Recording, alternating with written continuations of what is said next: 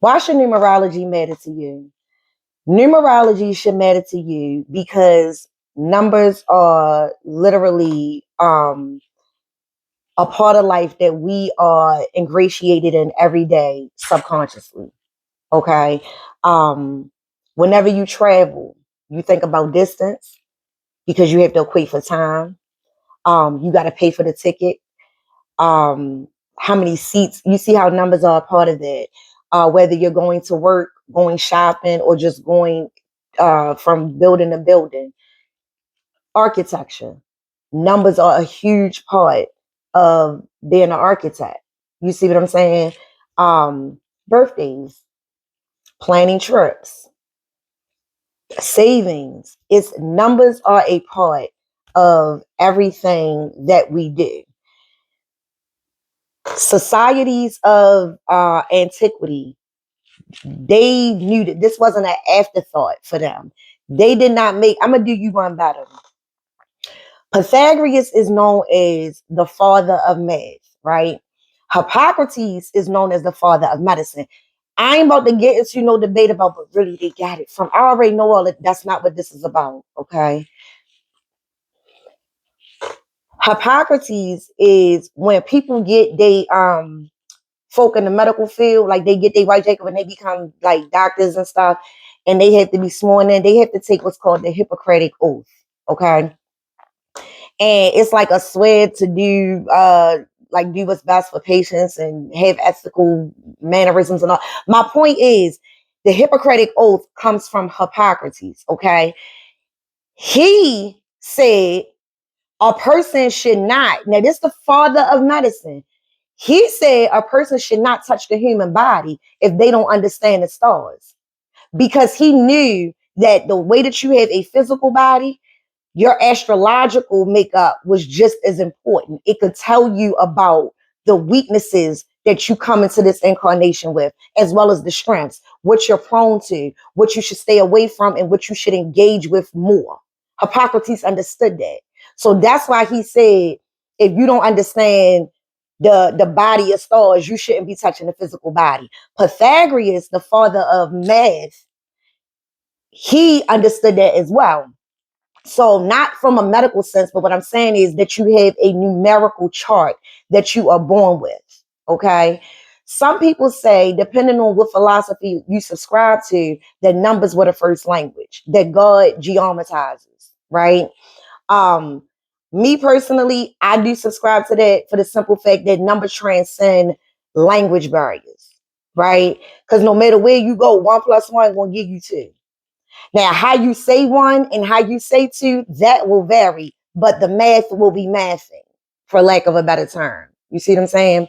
So it's important that we get an understanding of how numerology, how our numerological chart plays such an intricate role in our day to day, especially because the times that we in right now, to me, we really need to start leaning on the ways of the old. And it's not because, oh, y'all don't like change, you don't want change. It's not that. It's just that new brooms sweep floors, old brooms know where the dirt is. You understand? So the methods are tried and true. The science does not lie. You feel me? And when you're in a era where dominance can cause disturbance in the convenience of what you have, you need to have something to fall back on. You feel me? So it's important. And numbers, again, are as old as time. No pun intended. So why not understand it? You see what I'm saying? There are different things that make up your numerological chart, the same way that your astrology chart is comprised of different things, right? So one of the things that I think is supremely beneficial to a person knowing their numerology chart is when you get to certain events in life that you're trying to navigate and you could feel a little bit lost. You might be questioning, like, should I be doing this? Or even how you show up in life. Maybe people tell you, like, you too stern, you too strict. or you're too nice, you're a pushover. Are you operating in a way that's for your greatest and highest self, or are you sabotaging yourself? Your numerology shows that. It shows you career fields that you would be best suited in. And let me also say this, just like your birth chart, with your numerology chart, you shouldn't succumb to the energy. The goal is to understand your divine makeup and to dominate it, to transcend it, to come out of it. There are obstacles within those placements that you're not supposed to use as excuses. You're supposed to recognize that they're there, and then with the you understand what I'm saying? So it's not for you to be like, I just keep cussing everybody out because I'm a insert sign here or insert number there. That's not the way it go. All right, so I feel like I explained, you know what I'm saying? So let me just give like an example or something, right? All right, so numbers can be the same numbers, but be in a different order, and they carry different frequencies. Also, numbers show up differently depending on where they are in life. So let's say you are a person number 5 and you live in a house that's a number 5, or you got a car that license plate is no. All of these things, the energy will manifest, it crystallizes in a different way. You understand what I'm saying? So being a number 5 person ain't the same as living in a 5 house. Let me, and y'all probably, I'm picking on for I am, because fives get on my nerve. Let me tell you about a 5 house. To me, and again, the science proves it. All right. You always gonna be fixing something in a 5 house. It's either plumbing issues, it's drafty, it's leaky, is the energy. To me, you gotta put a lot in it for it to be a settled energy. Settled energy. Even if it do feel settled and cozy, please understand it's only for a moment. Change is gonna come. You're going to constantly, it's like the energy is always requiring something. But when it comes to the foundational aspect of the house, I don't care if it's a brand new house. The plumbing is something going to happen with the plumbing. Mark my words. It's something with those 5s. People that, like, let's say you are a writer, right? And you having writers block. This is just one way like your chart can work for you. Let's say you are a writer. So you could be a songwriter, you could be an author, you could be, anything like ghostwriter, you could be anything like that. A one house would be really good for you because that energy is really good for people who write. Okay. If you are a person that loves company, how some people love to entertain. They love to have the holidays. They like to have family over. A one house is not good for you. It's not good for you. I'm not saying these things again, they can't happen, but you run into issues unnecessarily. And that is the whole thing with understanding numbers. Now, the other thing is too that I feel like, because I be saying some stuff and I'm just like, I don't know let's you know what I'm saying? Let's do it how it's supposed to be done. Duality exists in all things. Nothing exists in one polarity. You understand? So there is no good or bad number. Did I already say that? It is no good or bad number. It's just how the number is showing up, more specifically when it's dealing with people. 2 people can be the same number and be displaying different polarities of that number. And that could be for one or 2 reasons. Either they operating at the lower frequency of that number, or the digital root of that number, their compound number is different. Okay. And just real quick, an example of that is like we was talking about 5s. A 32 5, because 3 plus 2 is 5, is not the same as a 23 5. They are different. Yes, they're both 5s, but they are different. Okay? It's the same thing with, like, you know how people will have the same sun sign, but they in different months of it? So like a Taurus, right? A May Taurus and an April Taurus, there are notable differences in just day-to-day practices. They are very notable differences. For Taurus, are like feet planted. Both Taurus are bullish and stubborn, right? But 4 Taurus are like, and they both earth signs are dug into the ground. Whereas though 5 Taurus, even though they like order and they don't like change, they are always doing more sporadic things, or they have more upheaval, more changes in their life, especially with like moving. You see what I'm saying? So while they are both Taurus, they show up different because they fall differently on the astrological spectrum. Another way numbers show up, even in your astrology, you deal with degrees. The degrees matter. I'm no astrologist. My god sister is. Shout out to Leah. I'm gonna put her page down there. But I'm no astrologist. But I can tell you degrees matter. I do understand some astrology, but degrees matter even in your astrological chart because numbers are important. You see what I'm saying? So just going back to the duality thing, when you don't understand that duality resides in everything, specifically numbers, you're only getting partial of the information, and that's, you can't operate at your highest potential when you only dealing with partial of the information. You know, like the old folk used to say, without the full text you only left with the con. That's why context is important, right? So you have to understand duality. Like one of our great authors, our great poets, known as the Ghost, aka Styles, remember he said, ain't missing a tooth, both of them chipped. Because when you see things from a certain level, you're like, oh, yeah, he got chipped teeth. No, you're not seeing both sides. It's not that it's missing, it's chipped, so it get an illusion that the tooth missing. You see what I'm saying? Shout out to Styles. So, yeah, it's important to know your numerology because it really does help you in day-to-day functions, especially when we go through, because life goes in cycles of 9. The body goes in cycles of 7. The body goes in cycles of 9. Many people reach certain birthdays in their life. Some people that practice spirituality, they'll call it like dark night of the soul or Saturn return and things like that. But in numerology, sometimes they reach and they just don't know what's going on. They like, what is happening? Why is this? Why am I feeling? And it could be in your numerological chart. And you have options. That's the thing too. Like you never just like stuck. That's what it's there for, to guide you, to show you how can you turn this like in your favor. You get what I'm saying? Where she go at? Let me see.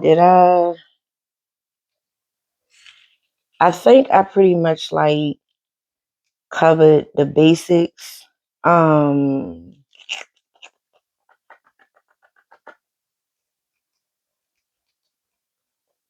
Yeah, I think because that's really what I wanted to do, was cover the basics. Because I'm gonna talk about like living in certain houses, like how if you are a certain person, this address might not be the best for you. How oh, you know what's one thing that's funny with numbers? You know how you go to certain like hotels, businesses, and it's something else. Like they won't have a 13th floor, or they won't have a room 13 because they think 13 is like an unlucky number. But if you're an occultist or you are a person that practices of the esoteric arts, you know that 13 is really actually one of the most beautiful numbers. Like right now we have a 12-month system, and we before had 8-month, but we also had a 13-month system. 13-month system once upon a time, right?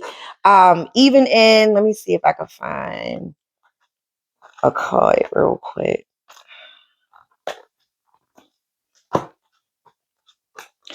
I should have already had this pulled out. Hold up. I ain't that bad with me. Oh, for the love of God. Oh, you know what? I'm going to use.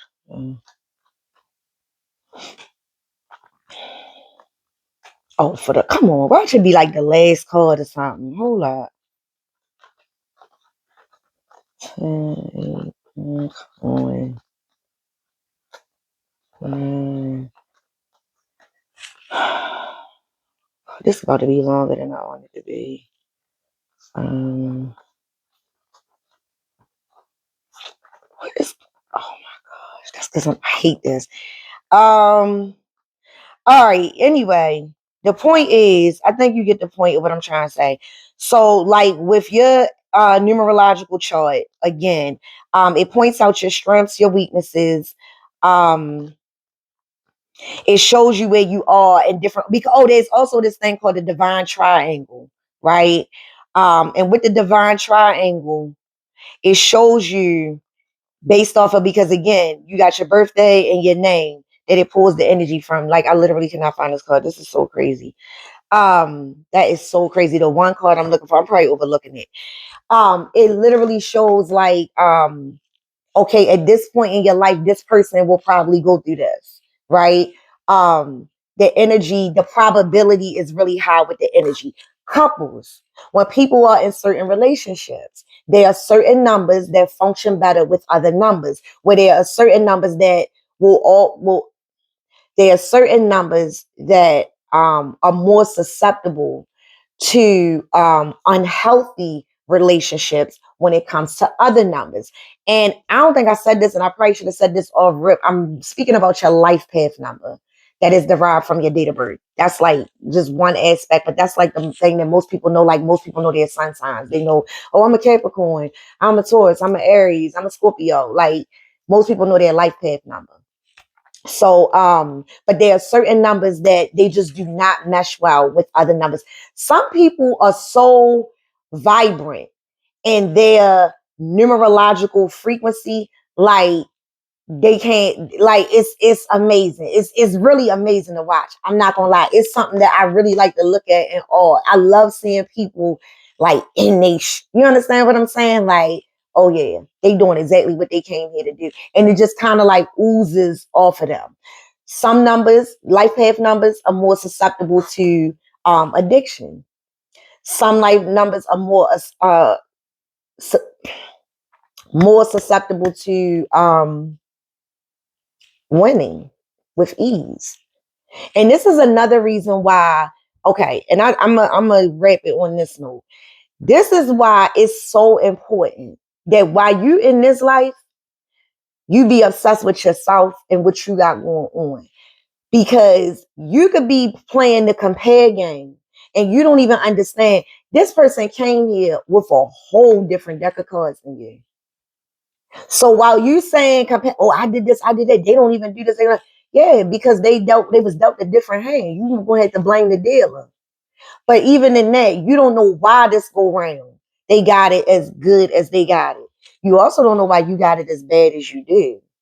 You feel me? So the more you are able to understand your divine makeup, the more you can understand the divinity that's encoded inside of you and on you, the easier it is for you to be more confident in what you're already doing or more confident in making a necessary change to get the outcome that you have been desiring.